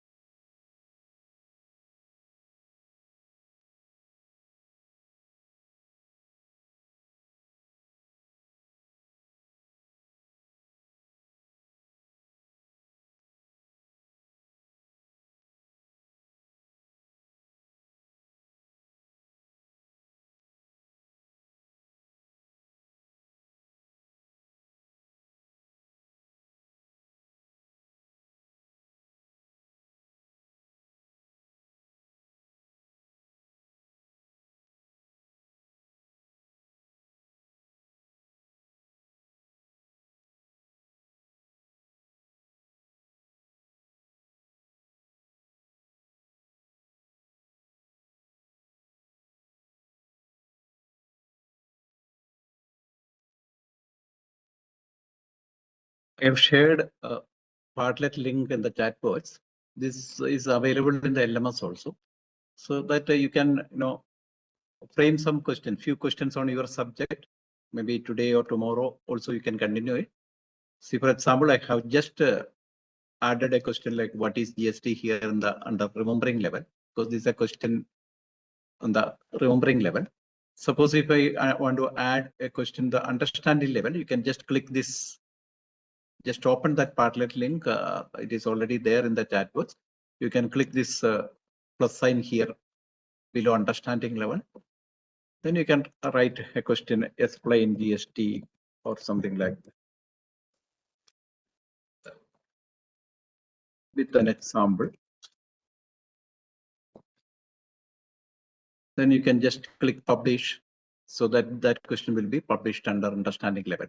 So if you have a question in a different level, analyze level on your subject, just click analyzing. Or if you can frame a question in the evaluate level of your subject, click this plus sign there, write the question there, and you can publish it. So this is the way you can do this task. It is also there in the LMS, or maybe sometime later we can do it. So meantime, we will continue with this session.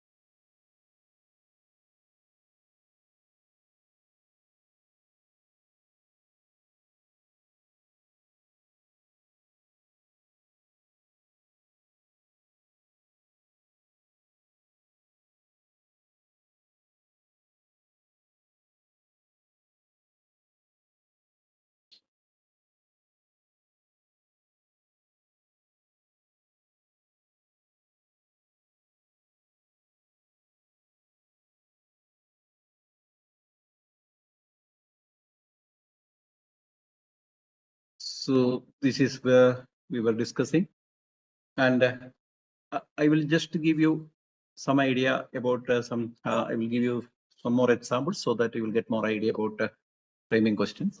So before that, cognitive domain is a structured learning where one level supports the next, or learning progresses in a continuum. Without understanding a concept, you cannot apply it. Without the knowledge of applying a concept, you cannot analyze it. And without analyzing it, you cannot evaluate it. Without evaluation, you cannot create something new. So learning is a pathway. How? Think of each level like a staircase. Master one before climbing to the next. Clarity in levels brings clarity in teaching also. So the learning progresses in a continuum. So that is very important. Okay. I have some examples here. See, this is the level 1 question. That means remembering level. So I have some examples here. The action verbs are also given. What are the demonstrated skills with respect to level 1? That's also given there. Here, I have chosen 3 areas. One is Bloom's taxonomy. So I have given a question here. List the various domains in Bloom's taxonomy. That means the student is asked to list various domains in Bloom's taxonomy. Of course, the student can answer the question from memory. Like there are 3 domains: cognitive domain, affective domain, and psychomotor domain. So this is a Remember level question. Or if I ask a question like define multiculturalism, this is again a Remember level question. Or the third question, name the union territories of India. Again, that is another Remember level question. So if I want to convert these 3 Remember level questions into an understanding level question, or can you suggest an understanding level question in this area, in this topic? These are all Remember level question.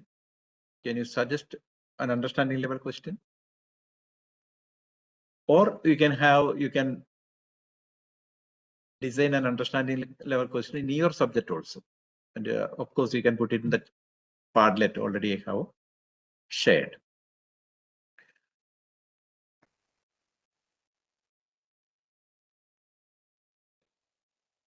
You know something, you must first remember it. Okay. No, I'm to the next slide because of lack of time. I have framed some questions, the understanding level of the same topics. See, explain the various levels of learning in cognitive domain with examples. Earlier, I have asked the questions like this. Define the various levels of learning in Bloom's taxonomy, different domains. Now I have changed that question. Explain the various levels of learning in cognitive domain with examples. That means the student should understand the concept, then only he can answer it. Or restate multiculturalism in your own words. Instead of define multiculturalism, the question is now changed. Restate multiculturalism in your own words. That is an understanding level question. Or the third question is discuss on the privileges of union territories of India.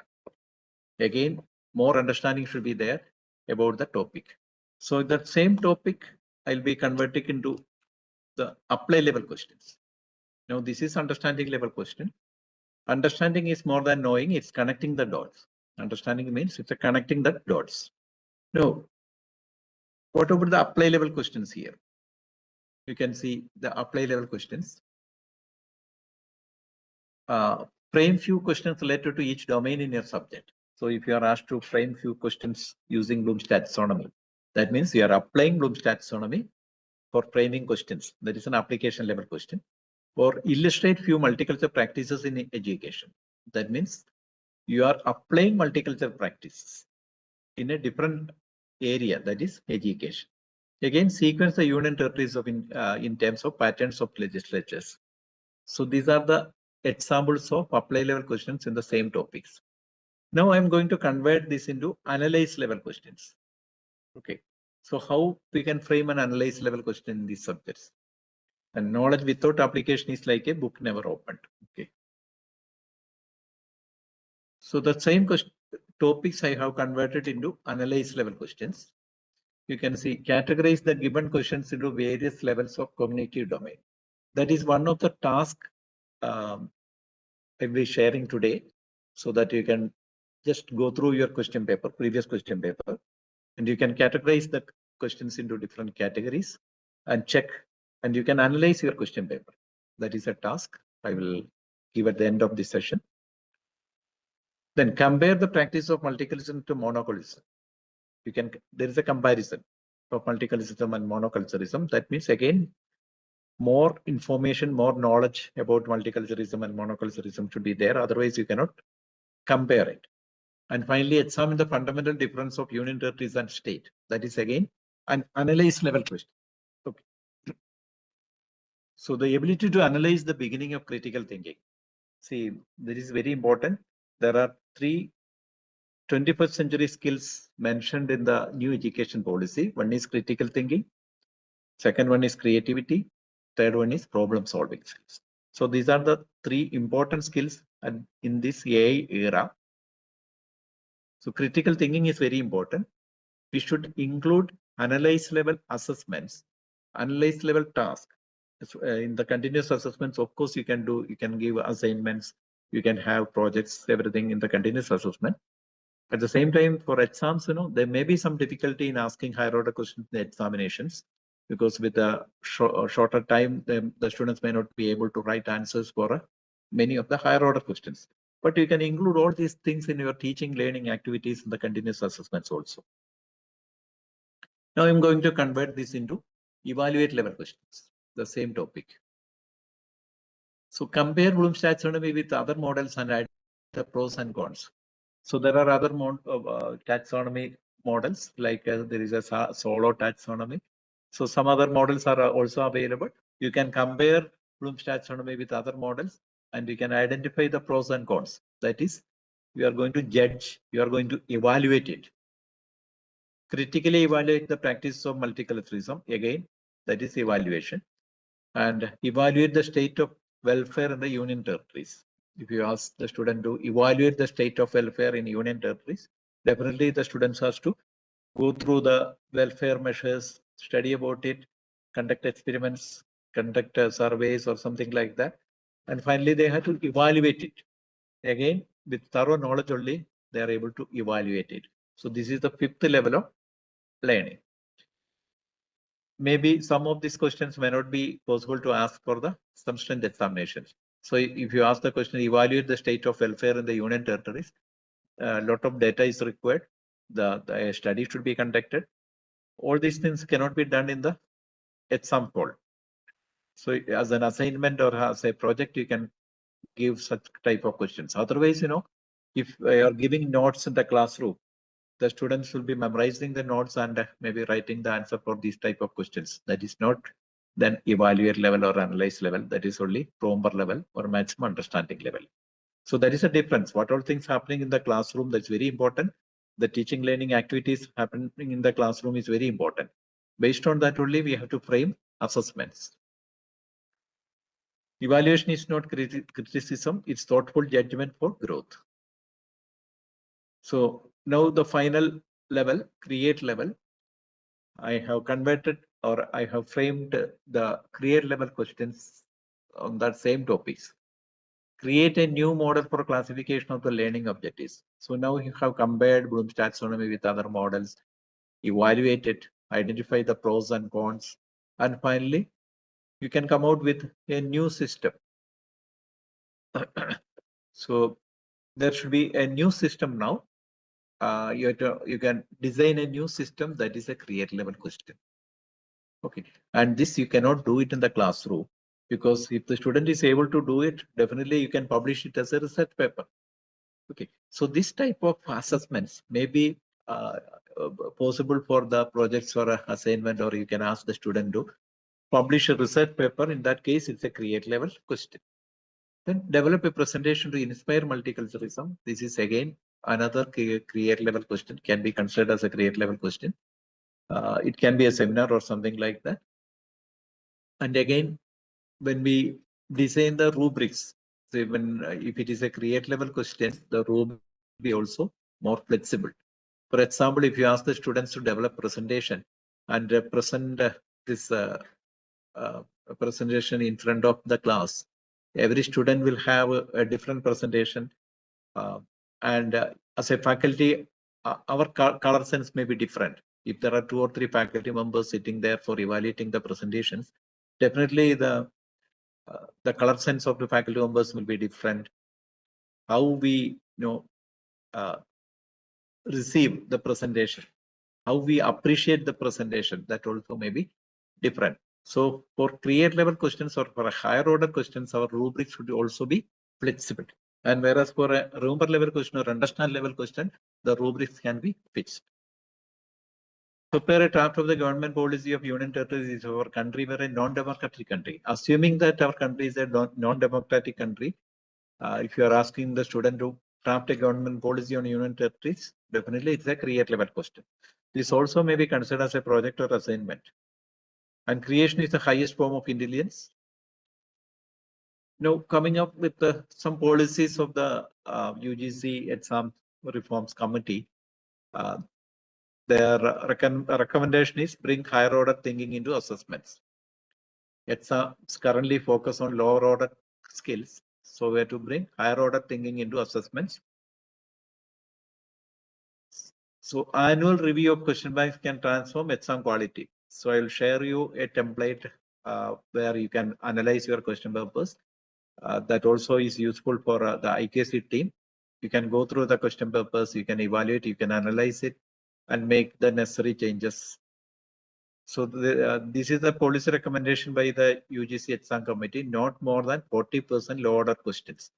That means not more than 40% questions need to belong to the rumor level and understanding level. But if you analyze the question papers all over India, with my experience, I can tell you 90 to 100% of the questions, 90 to 100% of the questions belong to the low order category. Okay. So that we will do today. Before that, we can have a brainstorming session now. I will give you some questions.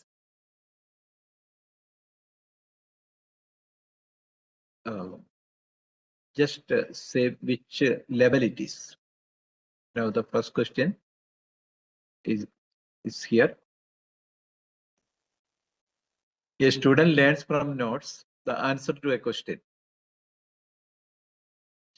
Analyze. The question is this one. Analyze the motives of the speech by Mark Antony in the Shakespearean play Julius Caesar. This is the question.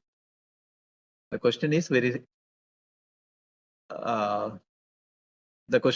clear. Analyze the motives of the speech by Mark Antony in the Shakespearean play Julius Caesar. Yes, I'm getting answers level 1, level 4, etc.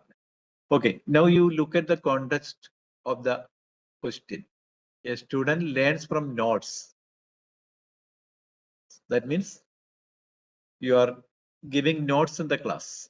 You are giving notes in the class, and the student, after going through the notes, studying the notes, gives a perfect answer to the question in his own words. He's not just memorizing the concept. He's answering in his own words. So it can be understand level because he's answering in his own words. That is the reason. But the student is learning from notes. So it is not an analyze level question. He is not analyzing anything himself. No. Another question I will give you. Find the volume of a cube when one of its sides is not. What is the level of this one? The second question. Find the volume of a cube when one of its sides is not.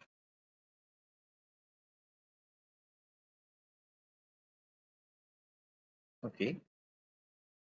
So what is the cognitive challenge of the student in answering this one?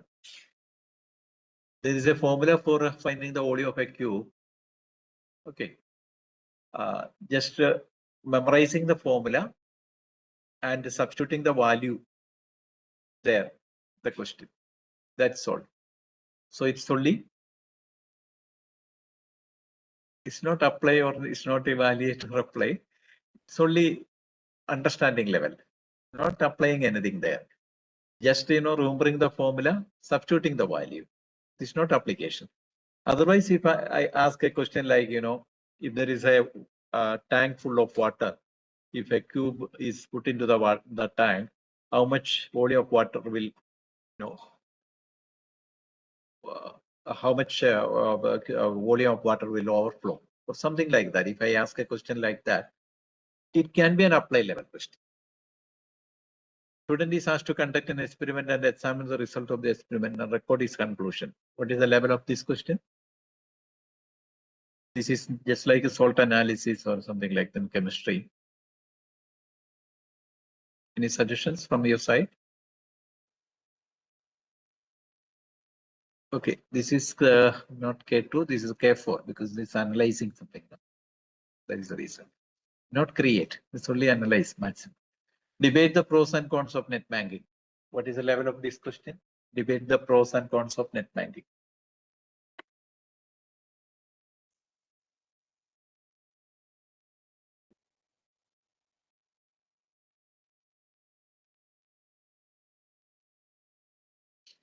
Debate the pros and cons of net banking. That means the pros and cons. To identify the pros and cons means that is evaluation. That is evaluation. That is not analyze. To identify the pros and cons, that is evaluation. So this is L5. It's okay, fine. It's K4, K5 or level 5. But the thing is, if you're giving the notes in the class and asking the same question for the exam, then this is not evaluate level. So everything depends on the teaching learning activities. Match the following inventions with their inventors. What is the level of this question?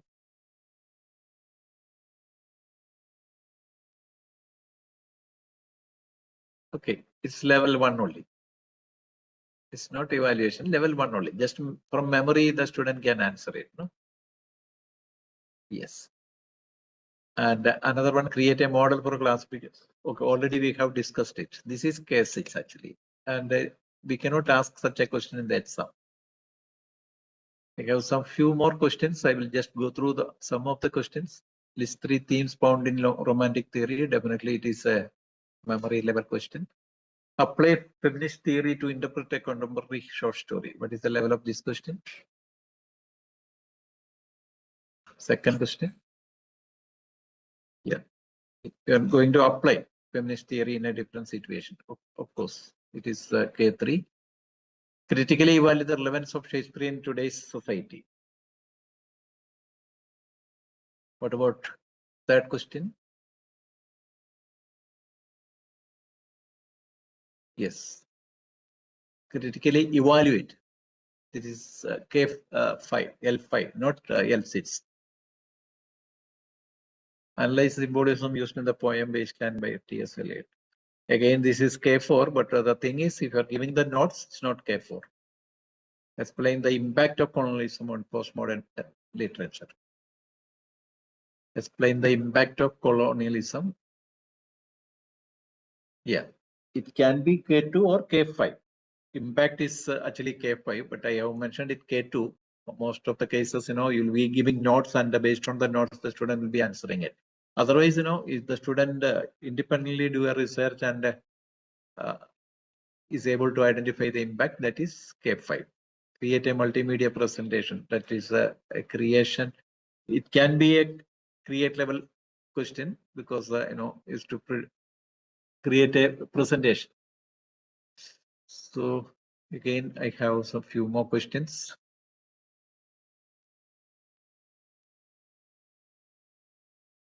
Yes. You can go through these questions. This is available in the LMS. And if you have any doubts or any clarifications, definitely you can put in the another Padlet is shared in the LMS where you can ask your doubts there. Because of lack of time, I'm just going through these questions only. The video is available in the LMS so that you can just go through the questions. History, political science,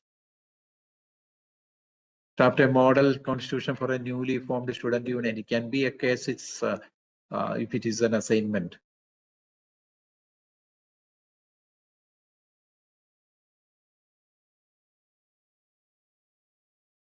Critically evaluate the functioning of United Nations. So that also requires a lot of research. So may not be a substantive examination question. It can be again an assignment or something so that the students with the support of data available in the internet or various sources, they can evaluate it. Even this can be a research paper once if it is finalized. Okay. Then we have the psychology. Some computer science. Few questions in computer science. Management. Develop a business model canvas for a social enterprise. It can be a case, it's a create level question. Or judge the feasibility of launching an IPO during a recession. It can be a evaluate level question. Marketing management. Design a brand repositioning strategy for a declining FMCG product. Lot of studies is required. Maybe it can be a create level question. Otherwise, if it is a small one, it can be an apply level question. So it depends on the context and which students is doing the project. Like if it is a undergraduate student or a PG student, based on all these factors, we can decide the levels. Okay. Analyze the impact of remote work on team productivity. Even this can be an evaluate level question because you are coming if you can analyze the impact. Evaluate the effectiveness of a company's training and development program. These are some examples. Okay. Financial management. Analyze the financial raises of a company for liquidity assessment. Create a capital budgeting plan for a 5-year expansion plan.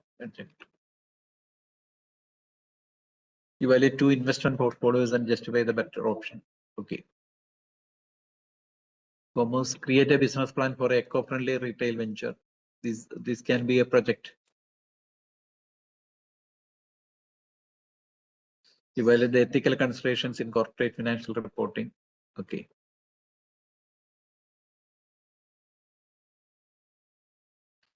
Now, when we talk about accounting, usually, if you ask a question to the students, commerce students, like prepare a GST return of a business web, a monthly GST return or a yearly GST return, most of the commerce students or even MBA students, they are not able to do it. That is actually application. Whereas if you ask a question in the examination, maybe you'll be giving some values. You ask the student to compute the GST for a particular bill. All the values are given there. The tax rate may not be given, but from memory, the student can memorize it and he can apply the percentage. Then just a calculation means it's only an arithmetic work, it is not an application. Whereas if you ask the student, create a financial statement for a new business startup, most of the students, it's very difficult to do all these things. So these are application level questions. Now, this is a question paper analysis. I will just share that link also, so that that will help you in understanding about your assessments, and if some modifications are required, you can do it. I will just explain that with the help of a link. Just 1 minute.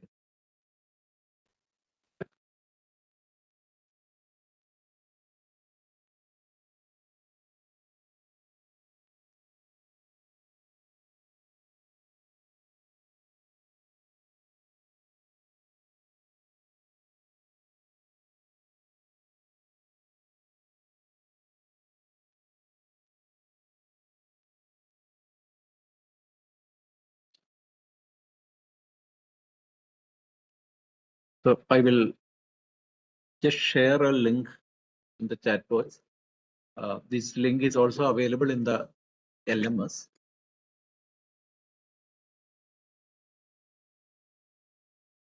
So this is the link I already shared in the chat box. Otherwise, the link is available in your LMS. So just to click that link, you'll reach this page where you can mention the event. This is the event now.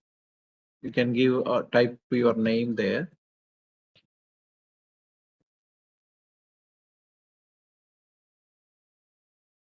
You can give your mail ID also. This is the process.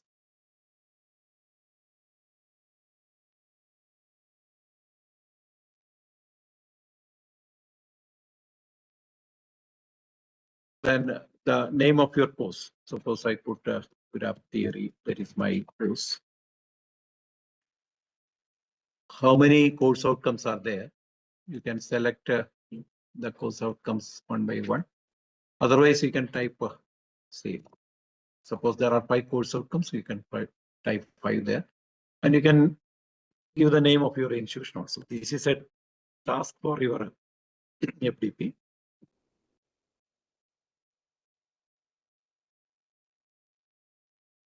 And we will be discussing this in the last day, so that you can do it at any time. Then click this one. You will reach here. Now you are going to analyze one of your previous question papers. You can select one of your previous question papers, either for the substantive examination or for the midterm examination or else. So in this interface, what you have to do is question number is already there. If there is a section like a section A or something like that, you can select that one. You can type the question here. That is again optional. It is better you can type the question. If possible, you can type the question there. Otherwise, just leave that column. You can select the Bloom's level, the taxonomy level of that question. Question number 1, suppose I put understanding. Then what is how much mark for my question paper? I have 12 marks. And to which course outcome it is mapped? Suppose I'm mapping that to course outcome number 1. If more than one course outcome is there, you can select that also. Now, this for question number 1 is that this is Bloom's taxonomy level 2. It's understanding level question, and 12 marks are there for this question. And I have selected 2 course outcomes. So this question is mapped with the 2 course outcomes. If you don't know the course outcomes, now you can leave that column also. Similarly, select the second question. If there is a choice, all the questions you can enter. Suppose there's a choice between question 1 and 2. You can also select question 2. Again, the section A. You can type the question here. Suppose it is apply level question. You can put apply level there. The marks we can enter there. Suppose it is mapped to CO2. Then my third question, again from section A. Suppose it is again understanding level, 12 marks. Again CO2.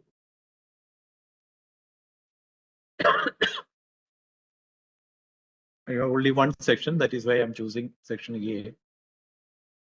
Again, it is suppose it is an understanding level question, 12 marks. Suppose CO4. And fifth question, this is my suppose is my last question. Suppose it is analyzing, 12 marks, CO5. So I have 5 questions. Suppose you have 20 or 25 questions, you can type like this. You can select. No need of any typing anything. Only if you want to type the question, please type the question here. That is more useful for you. Just analyze the question paper. The system will analyze your question paper. You can see once you enter the questions like this. Now I have 5 course outcomes, but CO3 is not represented in the question set. Okay. Then the proportion of low order questions is high. I have 60% low order questions compared to 40% higher order questions. Percentage of marks for understanding level question, I have 60 marks, 60% marks. Okay. So we'll get an analysis like this. We will discuss this analysis maybe in the last day when we discuss about the best practices. So you can do like this. I already shared the link on the chat box. Otherwise, that is there in the learning management system. I'll show you the learning management system also. And again, you can download this. So what is the benefit of this? I will tell you. You can download this as a PDF. Now I have downloaded it. This is the PDF.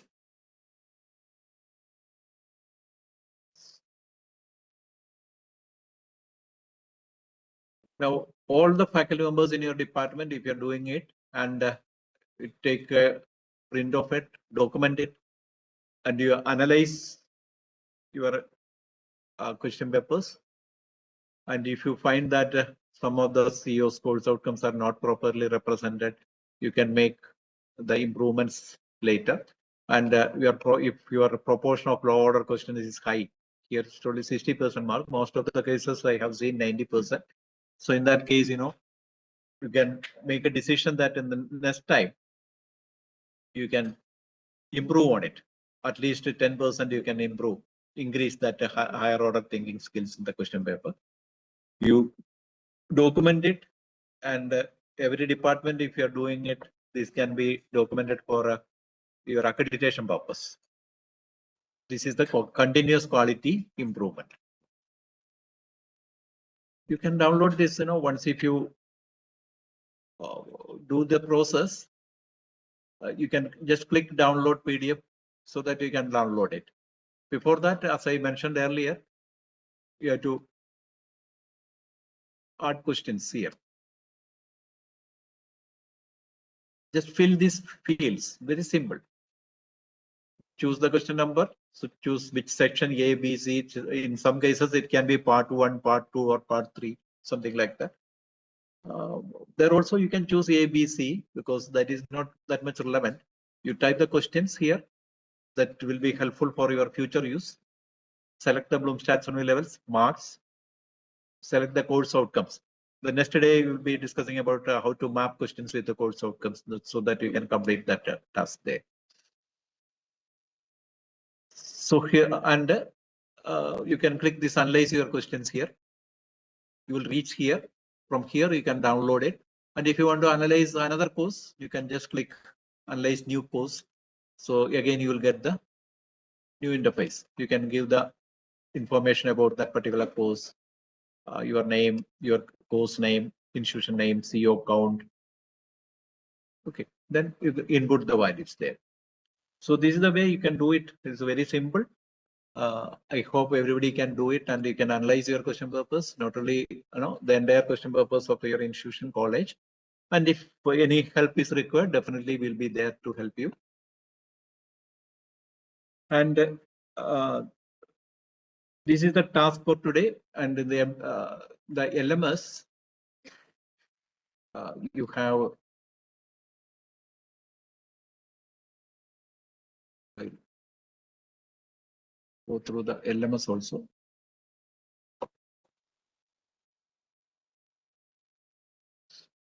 This is the learning management system.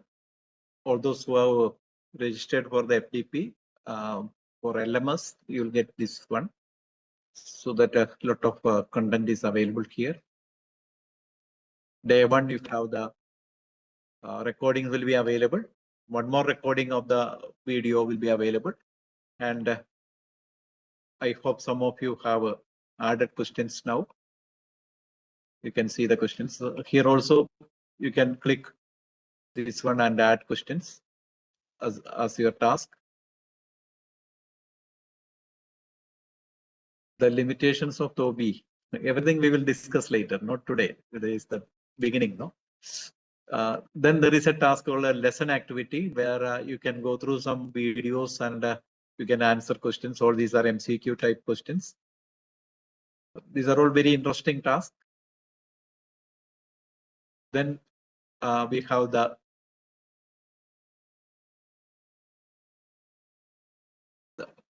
other task, question paper analysis. This already I have shared that link.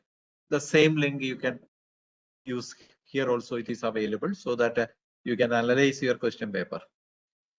And we will be discussing all those question papers which you have analyzed maybe the last day. Okay, so this is about the LMS.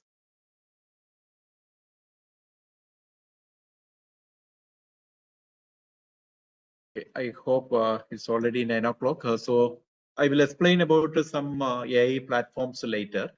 So how to simplify your question paper generation, question bank preparation, and all those things so that you can reduce your workload. So we are actually developing some AI platforms. I will explain those things maybe next day, because today it's already 9 o'clock. I'll explain some of the platforms. Okay. Maybe my next section is on 29, where we discuss about the mapping of outcomes and calculating attainments. And another section on 30th, where we will discuss about the best practices. And during that time, we will discuss about your question papers, how the question papers can be analyzed, and what is the insights of this analysis and all. So in that way, how we can improve the quality of your education by using properly implementing outcome-based education. So thank you for your patience. It's already 9 o'clock. And hope you will be attending the other sessions from tomorrow onwards. Every day we have sessions at 7 o'clock. Thank you once again for attending this FDP. Thank you. Over to Saikia.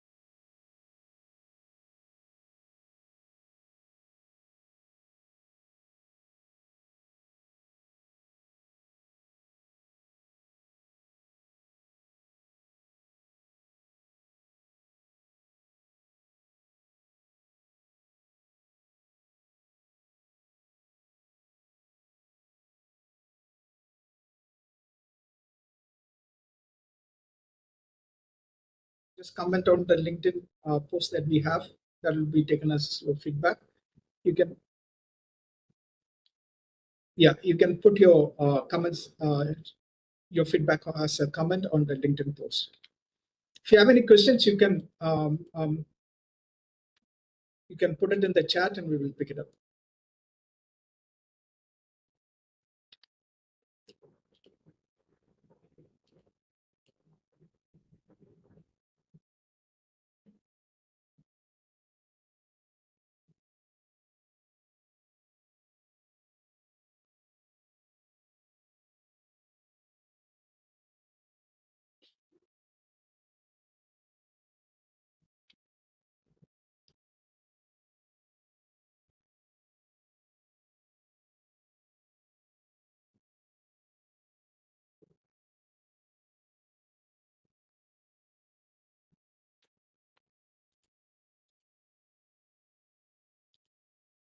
For those people who are asking for the LMS access, you need to make the payment to the account details that are provided, and you need to send the transaction details to the WhatsApp number that is provided there.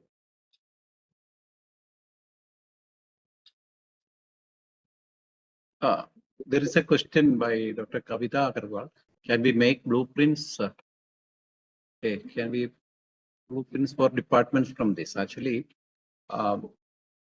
no, just analyzing the question papers and based on these insights from the analysis, you can have blueprints. You can set blueprints. See, for example, as I mentioned earlier, whether all the questions are, all the COs are mapped with the questions, all the information you will get, and what about the higher order questions and what about the low order questions, and what improvement you have to make. So based on this research, this analysis, you can make a lot of decisions. That's good.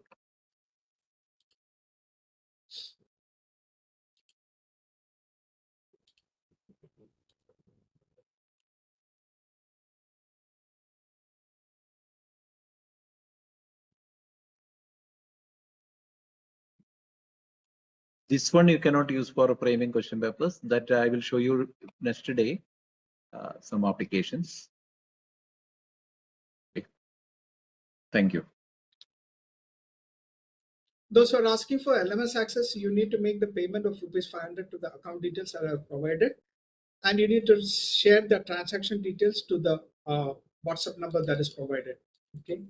Then you will get the LMS access. The LMS access details will be sent to you through your registered email.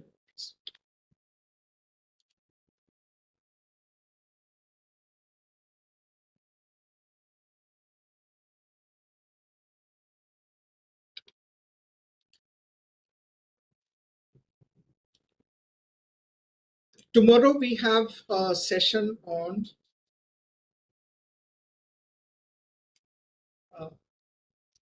tomorrow's session will be Architecture of OB and Design of Outcomes by Dr. Sunil Jha. Okay, it will be at the same time of 7. It will be at the time of 7 p.m. itself.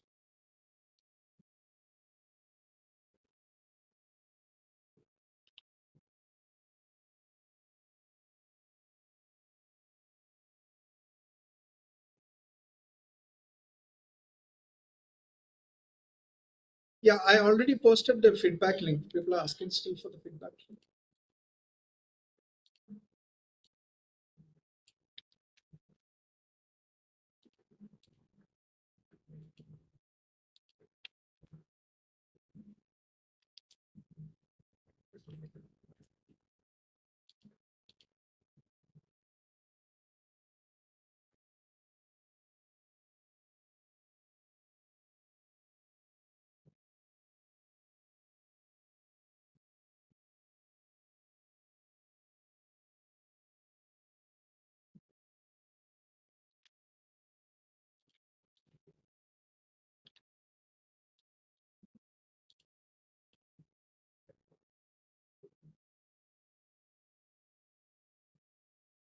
All right, if there are no more questions, we will end the session for today.